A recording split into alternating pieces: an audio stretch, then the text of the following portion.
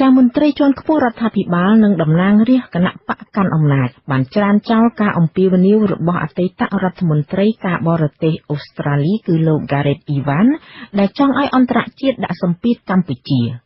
លោក Gareth Evans ដែលធ្លាប់ជាអ្នកសម្របសម្រួលកិច្ចព្រមព្រៀងសន្តិភាពទីក្រុងប៉ារីសស្ដីពីកម្ពុជាថ្មីៗនេះបានអំពាវនាវឲ្យអន្តរជាតិដាក់សម្ពាធនិងឲ្យមានការដាក់ទណ្ឌកម្មលើមន្ត្រីរដ្ឋាភិបាលដែលកំពុងកាន់អំណាចដើម្បីឲ្យស្ថានភាពសិទ្ធិមនុស្សនៅកម្ពុជាបានប្រសើរ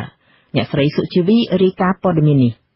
មន្ត្រីជាន់ខ្ពស់រដ្ឋាភិបាលនិងតំណាងរាស្ត្រគណៈបកកាន់អំណាចហៅការលើកឡើងរបស់លោក Gareth Evans ថាមិនបានយល់ដឹងពីស្ថានភាពពិតប្រាកដនៅកម្ពុជារដ្ឋលេខាធិការនិងជាអ្នកនាំពាក្យទីស្តីការគណៈរដ្ឋមន្ត្រីលោកផៃស៊ីផានមានប្រសាសន៍នៅថ្ងៃទី30ខែកក្កដាថាការវាយតម្លៃតែប្រែប្រួលតាមទស្សនៈរៀងៗខ្លួនមិនថាបុគ្គលឬប្រទេសណាឡើយលោកថាការអំពាវនាវឲ្យអន្តរជាតិដាក់សម្ពាធឬដាក់ទណ្ឌកម្មណាមួយមកលើកម្ពុជាគឺជារឿងដែលគួរឲ្យខ្មាស់អៀនសម្រាប់ជននោះទៅវិញទេមនុស្សម្នាក់បរទេសម្នាក់ដែលមកសម្លុតប្រើពាក្យតែលាក់ងាយដល់ប្រទេសតែសេរីភាពមួយទៀតហ្នឹងគួរខ្មាស់បាទពីព្រោះពិភពលោកឥឡូវនេះគឺគ្រប់គ្នាទៅវិញទៅមកណាដូចជានៅក្នុងច្បាប់អន្តរជាតិនៅក្នុងមាត្រា1ហ្នឹងគឺទៅគោរពគ្នាទៅវិញទៅមកដល់ប្រទេសសេរីភាពហើយជោគវាសនារបស់ប្រទេសនីមួយៗហ្នឹងគឺត្រូវស្ថិតនៅក្នុងលំដាប់តែរបស់ប្រជាពលរដ្ឋទេពីព្រោះសម័យថ្មីនេះគឺមិនមែននៅក្នុងអាណានិគមផ្នែកណាម្នាក់ទេកាសែត The Cambodia Daily បានចុះផ្សាយថាលោក Gareth Evans អតីតរដ្ឋមន្ត្រីការបរទេសអូស្ត្រាលីបាននិយាយនៅក្នុងវេទិកាគោលនយោបាយរៀបចំដោយសមាគមគោលនយោបាយអាស៊ីនិងប៉ាស៊ីហ្វិកថា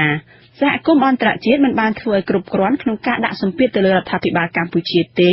ចំពោះទំហំនៃការរំលោភសិទ្ធិមនុស្សដែលបន្តអូសបន្លាយជាច្រើនឆ្នាំមកហើយលោកបានចោទរដ្ឋាភិបាលថាមើលការខុសត្រូវចំពោះការដណ្ដើមយកដីធ្លីការកាត់បន្ថយសេរីភាពបញ្ចេញមតិនិងការប្រើអំពើហិង្សាលោកបាននិយាយទៀតថាឃាតកម្មថ្មីៗនេះទៅលើលោកបណ្ឌិតកែមលីអ្នកវិភាគនយោបាយគឺមានសញ្ញាសម្គាល់ជាឃាតកម្មនយោបាយតែជាអកុសលមិនមានភ័ស្តុតាងច្បាស់លាស់ថារដ្ឋាភិបាលជាប់ពាក់ព័ន្ធនៅក្នុងរឿងនេះទេលោកអ៊ីវ៉ានបានផ្ដល់យោបល់ឲ្យសហគមន៍អន្តរជាតិដាក់សម្ពាធអតិបរមាទៅលើរដ្ឋាភិបាលដើម្បីធានាថាការបោះឆ្នោតជាតិនៅក្នុងឆ្នាំ2018នឹងប្រព្រឹត្តទៅដោយសេរីនិងយុត្តិធម៌តំណាងរាស្ត្រនិងជាអ្នកនាំពាក្យគណៈបកប្រជាជនកម្ពុជាលោកសុកអេសានមានប្រសាសន៍ថាការលើកឡើងរបស់លោក Gareth Evans នេះពុំបានឆ្លុះបញ្ចាំងពីស្ថានភាពពិតនៅកម្ពុជាឡើយលោកថាទាំងរដ្ឋាភិបាលទាំងគណៈបកប្រជាជនកម្ពុជាអាចពិចារណាបានតែចំពោះការផ្ដល់មតិយោបល់ណាដែលសមស្របនឹងស្ថានភាពរបស់កម្ពុជានាពេលបច្ចុប្បន្នយើងមិននៅក្នុងពោះរបស់រដ្ឋាភិបាលទេតែខ្ញុំយល់ថាគណៈបកប្រជាជនក៏ដូចជារាជរដ្ឋាភិបាលទទួលយកអនុសាសន៍ទាំងអស់ពីមិត្តបរទេសយ៉ាងជិតទាំងឆ្ងាយប៉ុន្តែយើងចំណុចពិសេសកន្លែងណាដែលមានផលប្រយោជន៍ហើយនឹងវាពាក់ព័ន្ធផ្ទាល់ជាមួយបរិបទកម្ពុជាអានឹងយើងយកអនុសាសន៍ហ្នឹងមករៀបចំ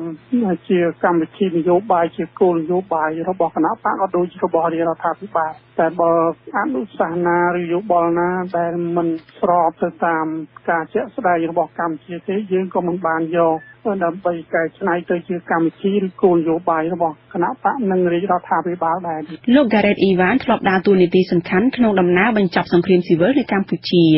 លោកធ្លាប់ត្រូវមន្ត្រីគណៈបកប្រជាជនកម្ពុជាចាត់ទុកថាជាបិតាកម្ពុជាដែលលោកធ្លាប់ការពាររដ្ឋាភិបាលលោកហ៊ុនសែននៅលើឆាកអន្តរជាតិអស់ជាច្រើនឆ្នាំនាងខ្ញុំសុជីវីអាស៊ីសេរីភ្នំពេញ